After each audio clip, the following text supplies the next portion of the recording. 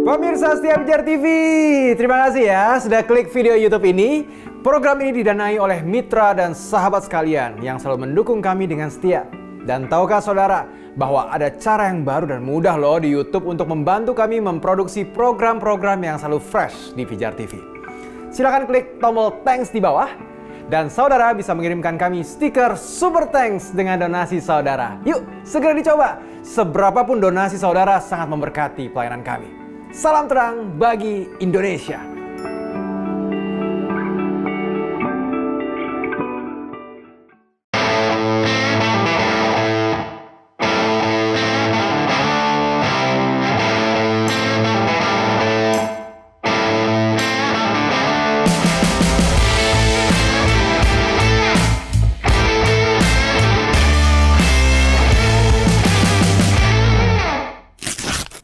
Yo, selamat bergabung di Jesus is the Answer bareng gue, Christopher Tapiheru. Program ini dibuat untuk menjawab pertanyaan-pertanyaan unik, sederhana, sehari-hari namun penting untuk dijawab berdasarkan kebenaran firman Tuhan. Khusus pada season ketiga ini kita akan membahas pertanyaan-pertanyaan yang pada umumnya ditanyakan oleh teman-teman non-Kristen. Dan yang diharapkan bisa membantu teman-teman Kristen memberikan penjelasan ketika mereka menerima pertanyaan-pertanyaan yang serupa. Program ini didukung oleh Hamjin School, Patrobasius, dan Walking Revival. Teman-teman bisa dapetin baju yang gue pakai ini di Walking Revival, serta celana yang gue pakai ini secara online di Instagram Denim It Up, dan juga sepatu yang gue pakai ini di patrobas.id. Teman-teman juga bisa dapatkan sepatu, celana, kaos, dan juga ada tas gratis dari Hamjin School, patrobas.id, Walking Revival, dan juga Kala Clothing dengan mengirimkan pertanyaan, cerita pengalaman, atau permohonan doamu ke nomor WhatsApp di bawah setelah menonton program ini. Yang terpilih akan mendapatkan giveaway dari clothing store Pijar TV, yaitu Kala Clothing, juga ada patrobas.id, Hamjin School, dan juga dari Walking Revival. Kita akan menjawab pertanyaan yang ke-19. Coba kita lihat. Jika Yesus adalah Tuhan oleh karena ia memiliki mujizat yang mampu menghilangkan berbagai penyakit dan mampu menghidupkan orang mati, mengapa Musa yang memiliki mujizat jauh lebih dahsyat dari Yesus tidak menjadi Tuhan? Wah, ini pertanyaannya banyak yang mesti dikulik nih karena super tendensius. Tapi nggak apa-apa, namanya juga pertanyaan ya. Selama masih bisa dijawab ya akan kita coba jawab. Yang pertama ya, jika Yesus adalah Tuhan oleh karena ia memiliki mujizat. Nah ini mesti dilurusin dulu. Di dalam kekristenan, keyakinan tentang ketuhanan Yesus tidak didasarkan kepada mujizat-mujizat yang dibuatnya, melainkan kepada ajarannya dan khususnya atau utamanya kepada pengorbanannya di kayu salib, yaitu karya penyelamatan atau penebusan. Dan juga kepada pengakuan dari ketuhanannya, karena Yesus sendiri yang berulang kali yang menyatakan bahwa dia adalah Tuhan. Dan itu yang buat dia sampai mati di salib, karena dianggap sebagai penghujat. Nah itu yang mesti dilurusin nomor satu, bahwa dia bukan menjadi Tuhan karena dia memiliki mujizat, bukan dianggap sebagai Tuhan karena dia bisa melakukan mujizat. Nah yang kedua, kalimat ini, Musa yang memiliki mujizat jauh lebih dahsyat dari Yesus. Ya, meskipun Musa atau siapapun deh, ya, melakukan mujizat yang besar tidak berarti bahwa dia adalah Tuhan. Karena ya sampai hari ini pun juga ada pendeta-pendeta, hamba-hamba Tuhan, bahkan yang bukan Kristen sekalipun, ya, orang-orang yang lain yang seperti memiliki kesaktian untuk bikin semacam mujizat juga gitu loh. Ya, dan jelas nggak bisa setiap ada yang bikin mujizat, oh ini adalah Tuhan nih kan gitu. Ya random banget hidup kita kalau kayak gitu, susah. Karena ada orang-orang tertentu yang emang melakukan hal-hal ajaib yang belum tentu itu berasal dari Tuhan. Apakah itu bisa langsung dianggap bahwa mereka adalah Tuhan karena mereka melakukan mujizat?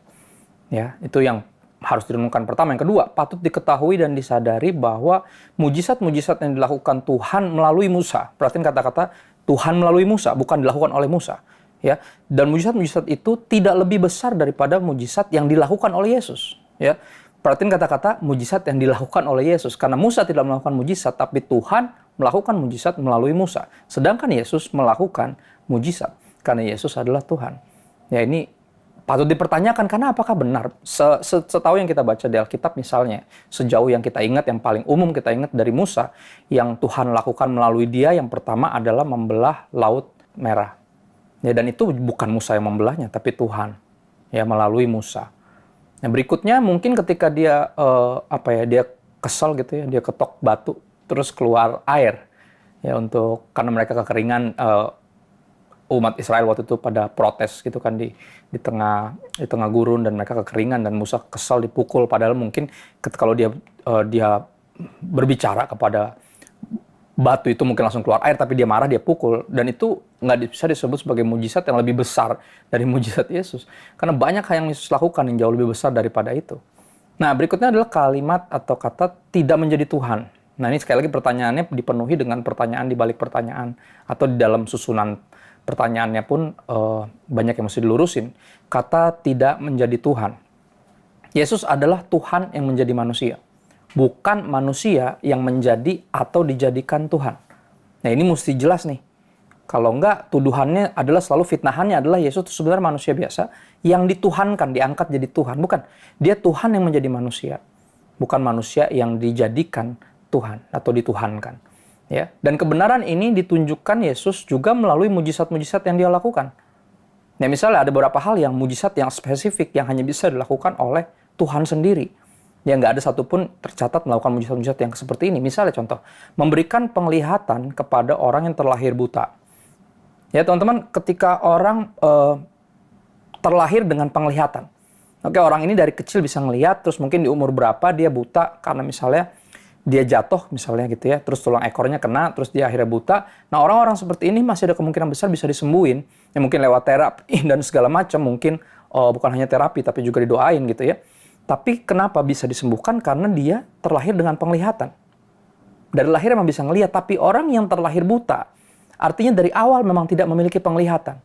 Tapi bayangin Yesus menyembuhkan, atau lebih tepatnya memberi penglihatan kepada orang yang terlahir buta. Jadi dari yang nggak ada, jadi ada. Ya bukan dari yang ada, terus sakit, terus disembuhin lagi, balik ke sembuh lagi, jadi melihat lagi. Nggak. Dia benar-benar nggak bisa ngelihat dari kecil. Dia nggak memiliki kemampuan itu. Dan hanya Tuhan yang bisa menciptakan. Dari yang nggak ada, jadi ada. Ya, dan ini di mujizat spesifik, Yesus memberi penglihatan kepada orang yang terlahir buta, menunjukkan ketuhanannya, karena nggak ada mujizat yang seperti itu. Ya tidak seperti mujizat misalnya tiruan yang dilakukan zaman Musa. Misalnya ketika Musa melemparkan tongkatnya dan berubah jadi ular, itu pun atas instruksi Tuhan. Dan para ahli jampi di era itu, di zaman Mesir itu juga nggak mau kalah. Mereka bilang, kalau sulap gini gue juga bisa. Pak, mereka lempar tongkatnya terus jadi ular juga. Cuman akhirnya ularnya Musa memakan ular-ular atau tongkat-tongkat mereka. Ya, tapi ini bukan tentang adu kesaktian menunjukkan siapa yang Tuhan ya, dalam spesifik ini, karena Musa bukan Tuhan. Tapi apa yang Yesus lakukan? Mujizat yang Yesus lakukan itu ada unsur yang jelas bahwa dia lagi menunjukkan ketuhanannya. Sekali lagi, hanya Tuhan yang bisa menciptakan dari yang nggak ada jadi ada. Dari yang nggak bisa ngelihat, nggak punya kemampuan untuk melihat, diberi penglihatan, kemampuan untuk melihat. Itu cuma Tuhan yang bisa melakukan hal itu. Ya. Dan berikutnya misalnya, yang kedua, yang paling jelas lagi, yang betapa bahwa mujizatnya adalah menunjukkan siapa dia aslinya. Dia adalah Tuhan yang menjadi manusia. Ya. Dia melakukan mujizat yang paling mencengangkan para murid adalah ketika mereka lagi terkena badai di tengah danau. Ya, di situ Yesus dibangunin, murid-muridnya panik, ketakutan, dan Yesus langsung memerintahkan angin dan danau untuk tenang. Bayangin lagi badai, lagi kenceng banget badai, tiba-tiba dia berteriak, diam dan tenanglah. Dan tiba-tiba angin dan danau langsung tenang. Ya, dan siapa yang bisa melakukan hal itu selain dari Tuhan yang menciptakan angin dan danau? Ya, kenapa angin dan danau harus nurut sama Yesus? Karena Yesus yang nyiptain. Yesus adalah Tuhan. Ya, tidak seperti misalnya pawang-pawang hujan gitu loh. Yang salah satu kerjaan yang paling hoki-hokian di dunia gitu. Kalau ditanyain, emang bisa, Mas, berhentiin hujan? Mbak, berhentiin hujan? Enggak sih. Terus ya semoga aja berhenti gitu. Kalau berhenti gue dibayar, kalau kagak ya gue kabur kan gitu. Ya, jadi itu bukan satu kemampuan kesaktian yang gimana, bukan. Tapi di sini Yesus menjelaskan, bahkan murid-murid sampai tercengang, orang macam apa ini? Ya, sehingga angin dan danau tunduk kepadanya. Ya, dia adalah yang nyiptain, dia adalah Tuhan yang menjadi manusia. Sekarang kita akan lanjut menjawab pertanyaan yang ke-20. Coba kita lihat. Jika Yesus adalah Tuhan menurut ajaran Paulus, mengapa Melkisedek yang memiliki kesetaraan dengan Yesus tidak menjadi Tuhan? Ya, di sini ada catatan kecil bahkan yang bertanya nih, jika Yesus adalah Tuhan, maka Melkisedek pasti Tuhan. Sebaliknya, jika Melkisedek bukan Tuhan, maka Yesus pun pasti bukan Tuhan. Ini nanya atau memberikan pernyataan juga kurang jelas ya. Maksudnya nanya itu kok seperti memaksa seperti ini. Tapi kita lihat coba ya apa yang coba ditanyakan gitu, keberatannya seperti apa. Ya, pertanyaan pertama adalah siapa Melkisedek? Itu dulu yang mesti kita coba cari tahu. Beberapa pakar berpendapat bahwa Melkisedek sebenarnya merupakan kemunculan prainkarnasi dari Yesus Kristus, atau dalam kekristenan disebutnya Kristofani, atau penampakan Yesus di Perjanjian Lama. Ya, teori ini bisa saja benar mengingat bahwa Abraham telah menerima kunjungan seperti itu sebelumnya. Ya, seperti misalnya di Kejadian 17 ketika Abraham melihat dan berbicara dengan Allah, atau yang disebut sebagai El Shaddai, yang juga menampakkan diri kepadanya dalam wujud manusia, di mana dia berbincang-bincang dengan Tuhan, dan dikatakan bahwa ada wujud manusia di situ. Abraham berbicara dan itu Tuhan sendiri. Ya, di Ibrani 6 ayat 20, ya, dikatakan seperti ini. Ibrani 6 ayat 20 dikatakan bahwa ia atau Yesus menurut peraturan Melkisedek menjadi imam besar sampai selama-lamanya. Kata peraturan ini biasanya merujuk pada pergantian dari para imam yang memegang jabatan. Namun tidak pernah disebutkan mengenai adanya pergantian dari zaman Melkisedek hingga zaman Yesus. Ya, keimaman yang berganti terus seperti itu.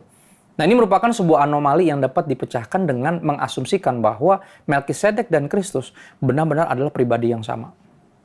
Ya, dengan demikian peraturan atau keimaman ini dipegang selama-lamanya oleh Yesus dan oleh dia saja. Sekali lagi, Melkisedek sebagai Kristofani dari Yesus. Yesus yang penampakan Yesus di Perjanjian Lama. Ya, berikutnya adalah Melkisedek berarti sama dengan Yesus dong. Ibrani 7 ayat 3 coba kita lihat. Ibrani 7 ayat 3 dikatakan bahwa Melkisedek ini tidak berbapak, tidak beribu, tidak bersilsilah, harinya tidak berawal, dan hidupnya tidak berkesudahan, dan karena ia dijadikan sama seperti anak Allah, ia tetap menjadi imam sampai selama-lamanya. Nah, ini ayat ini yang kayaknya jadi acuan dari pertanyaan ini. Ya, coba kita lihat. Pertanyaannya adalah apakah penulis kitab Ibrani mengatakan hal ini ya secara harfiah atau sebagai kiasan belaka? Cuman kiasan aja. Jika deskripsi dalam kitab Ibrani ini memang memiliki makna yang harfiah, maka memang sulit untuk memahami bagaimana pernyataan ini bisa dikaitkan kepada siapapun kecuali pada Tuhan Yesus Kristus sendiri. Ya, tidak ada satupun raja di dunia yang tetap jadi imam sampai selama-lamanya. Ya, raja pasti mati, terus digantikan sama raja berikutnya. Ya, dan tidak ada satupun manusia yang tidak berbapa dan tidak beribu. Ya, selain Yesus Kristus sendiri, yang adalah Tuhan, yang menjadi manusia. Dia pun ketika lahir ke bumi, rahimnya Maria itu pun cuma dipinjam dalam tanda kutip untuk melahirkan Yesus. Yang telah ada sebelumnya tentunya. Ya, cuman bukan sebagai manusia. Gitu loh. Ya. Kejadian 14 ayat 17 sampai 20 misalnya kita coba lihat. Ya. Setelah Abram kembali dari mengalahkan Kedor Laomer dan para raja yang bersama-sama dengan dia, maka keluarlah Raja Sodom menyongsong dia ke lembah Syawe, yakni lembah raja. Ayat 18, Melkisedek Raja Salem membawa roti dan anggur. Ia seorang imam Allah yang maha tinggi. Ayat 19, lalu ia memberkati Abram, katanya, diberkatilah kiranya Abram oleh Allah yang maha tinggi, pencipta langit dan bumi, dan terpujilah Allah yang maha tinggi yang telah menyerahkan musuhmu ke tanganmu. Ya, ini ayat tentang di mana Melkisedek disebutkan ya sebagai imam Allah yang maha tinggi, itu posisinya. Ya, dia juga disebut sebagai Raja Salem. Ya, jika Kejadian 14 ini menjelaskan atau Kristofani atau penampakan Kristus Perjanjian Lama, maka Allah Anak saat itu datang untuk memberkati Abraham. Ya, Kejadian 14 ayat 17 sampai 19, Allah Anak bicara tentang Yesus sendiri. Dan juga muncul sebagai raja kebenaran di Wahyu 19 ayat 11 dan juga ayat 16. Sebagai raja damai di Yesaya 9 ayat 6. Dan pengantara antara Allah dan manusia di 1 Timotius 2 ayat 5 yang semuanya mengacu kepada Yesus sendiri. Ya, apakah Melkisedek dan Yesus adalah pribadi yang sama? Ada dua kemungkinan jawaban. Yang pertama, Melkisedek adalah salah satu tipologi dari Kristus yang merupakan pratanda dari pelayanan Allah. Atau kedua, bisa aja Abraham setelah pertempurannya yang melelahkan bertemu dan memberi hormat kepada Tuhan Yesus sendiri. Sekali lagi sebagai penampakan Kristus di Perjanjian Lama, yaitu Kristofani. Nah, pertanyaan di balik pertanyaannya adalah yang paling jelas adalah keberatan ini, ya. Kenapa Tuhan Yesus dan bukan Tuhan Melkisedek gitu loh. Kalau emang Yesus adalah Melkisedek, ya, bahwa Melkisedek adalah Kristofani dari Yesus, gitu, tipologi yang menjelaskan nanti keimaman Yesus. Terus kenapa Tuhan Yesus dan bukan Tuhan Melkisedek? Kan gitu pertanyaannya. Ya, karena ada catatan kecil di situ. Kalau Yesus adalah Tuhan, berarti Melkisedek juga Tuhan. Kalau Yesus bukan Tuhan, berarti Melkisedek juga bukan Tuhan. Ya, ini jawabannya kenapa Tuhan Yesus dan bukan Tuhan Melkisedek. Ya, seperti kaos yang saya pakai, gambar salib Kristus. salib yang identik dengan pengorbanan Kristus. Karena Yesus, ya, Yeshua atau Joshua, dari namanya aja udah artinya Allah yang menyelamatkan, God our salvation, atau Tuhan adalah keselamatan kita. Ya karena Yesuslah yang mati disalibkan untuk menebus manusia dari dosa, maut dan juga kebinasaan. Bukan Melkisedek, itu jawaban gampangnya. Ya kenapa bukan Tuhan Melkisedek tapi Tuhan Yesus? Karena Yesus sekali lagi yang menyelamatkan ya kita dari maut, dosa dan kebinasaan. Dialah yang menebus kita. Dialah Tuhan dan juru selamat kita.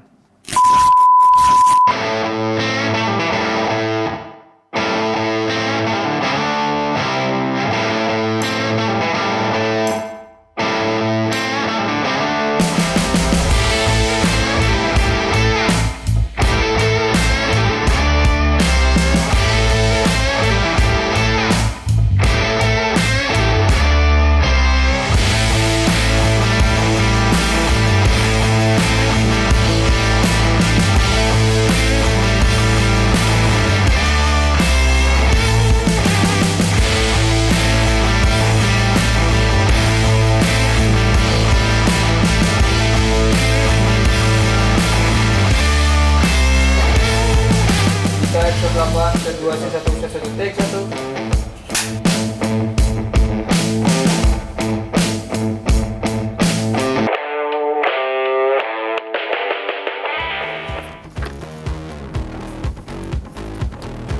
Enggak, itu Patrobas lagi. Custom memang itu. Yoi, Patrobas tapi bukan custom, walaupun mereka bisa custom ya. Ini yang paling baru nih. Jadi namanya glare. Glare tuh artinya kalau misalnya naik sepeda malam-malam nih, ya kan, bisa mantulin cahaya dia. Jadi kayak apa namanya, spotlight gitu, Scotch light. Jadi walaupun mereka bisa custom sih, jadi warnanya bisa dipesan. Jadi bisa mampir ke website untuk custom warna. Dan tapi untuk produk ini bisa didapetin di semua e-commerce-nya patrobas.id. Infonya bisa mampir Instagram mereka di patrobas.id. Oh, kalau mau custom kemana tuh, Kak? Ke website. Website-nya Patrobas ya. Oke, kalau mau beli berarti di e-commerce udah ada ya? Betul. Oke, siap. Siap. Iya, Gas. Yuk. Sahabat Pijar TV, senang banget di waktu yang singkat ini kita bisa menjawab pertanyaan-pertanyaan yang pada umumnya ditanyakan oleh teman-teman non-Kristen. Dan bisa membantu teman-teman Kristen memberikan penjelasan ketika mereka menerima pertanyaan-pertanyaan yang serupa. Program ini bisa diproduksi karena dukungan sahabat sekalian terhadap pelayanan Pijar TV. Dukungan doa, ide, bahkan dana sahabat sekalian akan terus memampukan kami memproduksi dan menyiarkan program ini. Bagi sahabat yang tergerak berpartisipasi mendukung pelayanan kami dalam dana, silakan berkontribusi ke nomor rekening yang tertera. Seberapapun donasi sahabat sangat memberkati pelayanan media ini. Terima kasih sudah menyaksikan Jesus is the Answer season ketiga. Saksikan selalu program ini di hari dan jam yang sama. Sampai jumpa di episode berikutnya. Salam terang bagi Indonesia.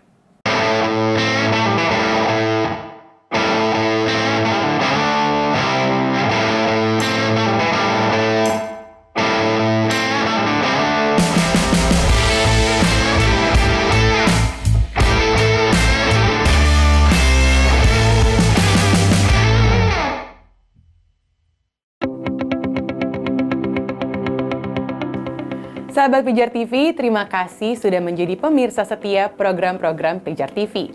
Kami sungguh rindu agar saudara bukan saja diberkati dengan menyaksikan program-program ini, tetapi juga dapat berinteraksi dengan kami untuk berdiskusi dan bahkan didoakan melalui WhatsApp dan telepon yang tertera di layar kaca ini.